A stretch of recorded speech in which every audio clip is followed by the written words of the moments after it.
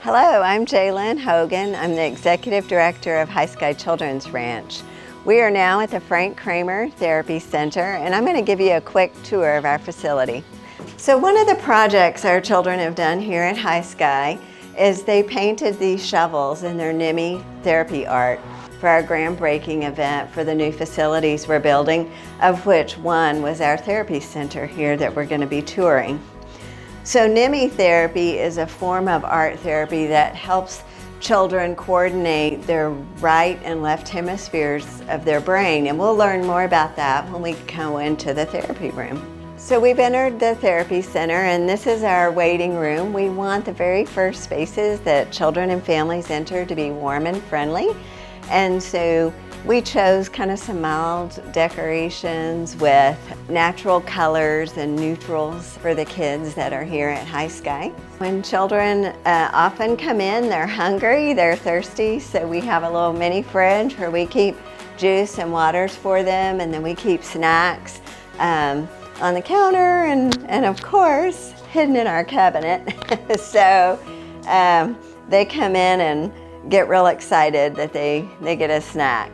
It's all about atmosphere, and so we have bean bags. They love to jump on them, flop on them, play on them. Of course, we have a television. Our center was designed with experience in mind. We also know that trauma is stored in different regions of our brain and often disconnected, and so we give a lot of experiential modalities that we'll talk about as we enter here. So down our hallway, we're going to go down kind of the hall that I'd call our probably most active hallway, especially in the evenings and after school. So we have a sand tray therapy room here. Often we'll say to a child, create a story in the sand that you can tell me about. And so they'll come over here and they'll pick a few items and then they'll put something in the sand like this, you know, and they'll go ahead and create that story. And they have the option to tell me about your story. And it's not really what they choose to tell me or not tell me, it's the experience of them getting to express their own story. So here in our art therapy room, children, they get to express, but it's also more about, we know that the right and left hemispheres of the brain are really important. They have different functions, and it's a good idea that they work together because we function better when our brain works as one. This center line is called the Corpus Callosum, and in children with child abuse and developmental trauma, that is underdeveloped. And so the right and left hemispheres of the brain are not working well together. And so this form of art is a lot of cross-body movements, moving that child's brain back and forth as corpus callosum. That's building a muscle. It's much like when you do a workout. Maybe you have a child that is acting out behavioral and emotionally, and they have these fits and tantrums and fall on the floor. We say they're dysregulated. They're not able to manage their emotions and behaviors. And this form of therapy actually helps increase their ability to do just that, because it gets that brain working together as one. So join us in the play therapy room. It's another modality where children tend to play out their trauma. Once again, this is the art room. As you see, we have paints and canvases and papers. They might want to draw. They might want to do color pencils. They might want to do stamps. They get to create what they want to create and pick the modality. Whereas in the NEMA art, it's kind of art with a purpose. We're helping them build that brain muscle. So play therapy is a very popular form of therapy for young children, 3 to about 9, maybe 10 years old, depending on the developmental level of the child.